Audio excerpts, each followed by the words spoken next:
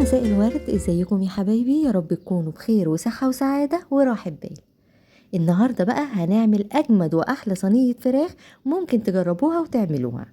مش فراخ بس، ده كمان فراخ ومعاها خضار كده، يعني مفيدة ومغذية وسهلة وبسيطة، والشكل طبعا روعة والطعم أروع وأروع. شايفين كده لون الفراخ واللمعة اللي فيها؟ بجد بتشهي جدا. اعمليها مع شوية رز بشعرية كده او مكرونة بالصلصة، يا سلام هتبقى حلوة جدا. ولو عندك عزومة اعمليها اكيد هتشرفك. يلا بقى نبتدي الفيديو بتاعنا، بس قبل ما نبتدي ما تنسوش اعملوا لايك للفيديو وتفعلوا كده شوية مع الفيديوهات علشان اتشجع اكتر واكتر. اول حاجة نقول بسم الله. معنا الفراخ بتاعتنا طبعا غسلينها كويس جدا، ومعايا بصل وطماطم وفلفل مقطعهم حلقات، وكمان معايا بطاطس. انت استخدمي بطاطس حسب الكمية اللي انت عايزاها، هنقطعها مكعبات صغيرة. وبسلة، حابة تضيفي اي خضار تاني ضيفيه. هنحط بقى البسلة مع الطماطم مع البصل، وهنحط عليهم الملح على حسب طبعا الكمية اللي احنا هنستخدمها، ونحط معلقة صغيرة من الفلفل الاسود. وبصي بقى، اي توابل تكون موجودة عندك في المطبخ وبتحبيها حطي منها. انا حطيت معلقة صغيرة من الثوم البودر، وكمان معلقة كمون صغيرة، وكمان معلقة صغيرة من البصل البودر، ومعلقة صغيرة من البابريكا.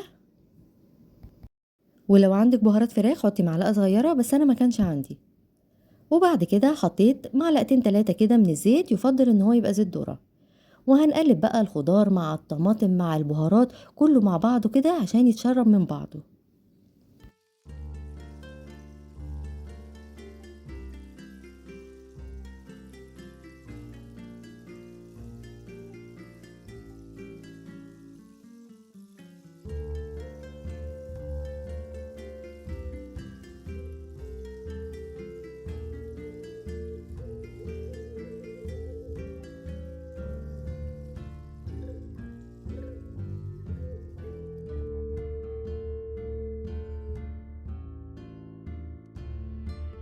وبعد ما قلبناهم كويس نحط الفراخ بتاعتنا.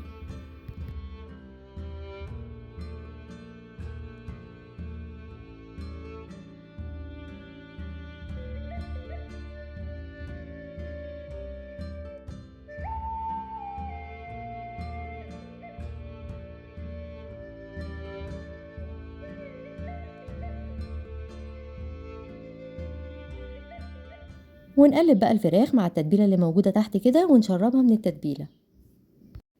هي مش محتاجة ان احنا نسيبها في التتبيلة ولا حاجة، احنا بس نقلبها كويس كده مع الخضار ومع البهارات اللي احنا حاطينها، وهنسويها على طول.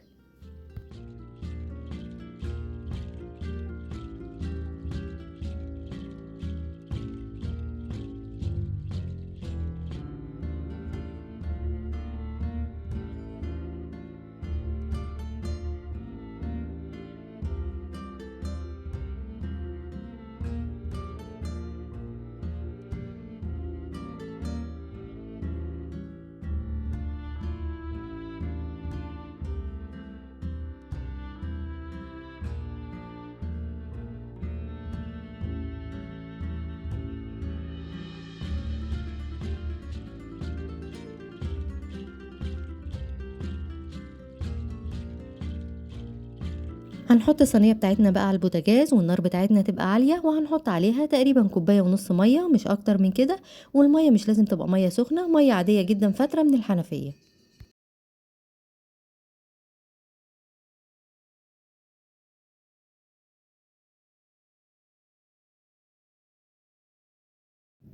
اول ما الفراخ تبتدي تغلي معانا هنغطيها بقى ونسيبها لحد ما تستوي. ويلا بقى بينا نعمل الخلطة اللي هندهن بيها الفراخ او وش الفراخ.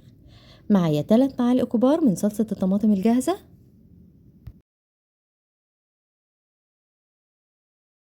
وحطيت عليهم معلقة كبيرة من الكاتشب،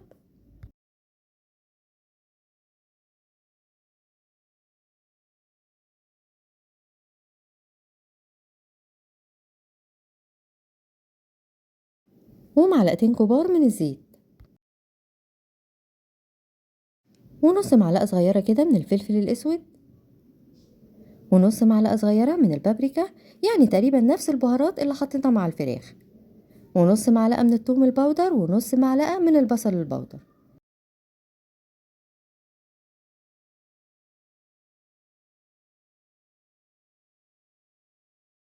وهنقلب بقى كويس الخلطة بتاعتنا.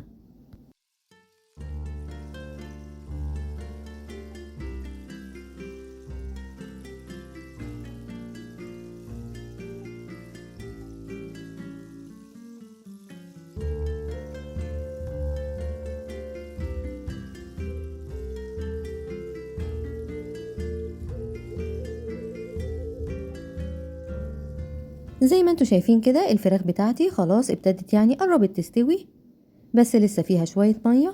هقلبها على الناحية التانية، وفي الوقت ده بقى هنحط البطاطس. ما ينفعش نحط البطاطس من الأول لأن البطاطس مش بتاخد سوا، وطبعا لو حاطين برضو كوسة هنحطها في نفس الوقت كده لأن البطاطس أو الكوسة مش بياخدوا سوا. بس لو حاطين مثلا جزر هنحطه مع البسلة في الأول. هنحط بقى البطاطس بتاعتنا وهي تقريبا 3/4 سوا. الفراخ هي اللي هتبقى 3/4 سوا، لكن طبعا البطاطس هي نية خالص. وهغطي بقى عليها لحد ما تكمل سواها.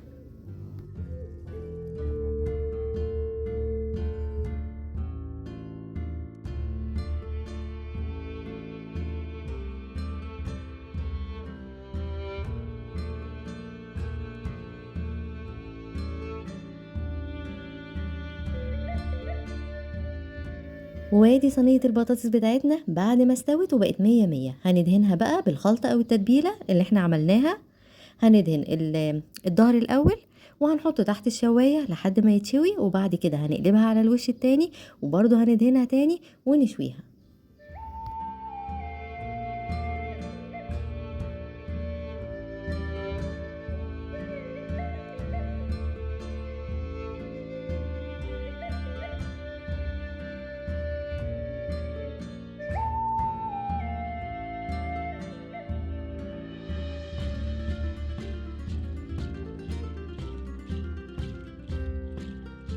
وبعد ما الجزء اللي تحت اتشوى واتحمر كويس قلبتها على الوش التاني ودهنتها برضو بالخلطة، وهرجع تاني احطها تحت الشواية.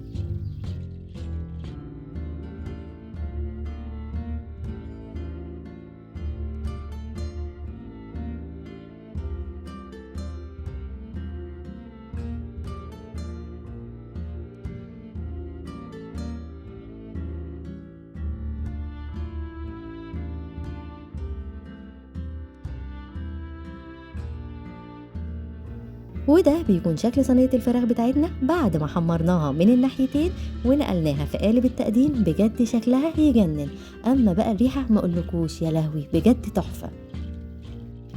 جربوها بنفس الطريقة وانا متأكدة انها بإذن الله هتعجبكم. في نهاية الفيديو بتاعنا بقى، لو الفيديو عجبكم ما تنسوش تعملوا لايك للفيديو، ولو القناة بتعجبكم تعملوا سبسكرايب للقناة وتفعلوا الجرس علشان يوصل لكم كل الفيديوهات الجديدة أول ما نزلها. وبس كده، سلام.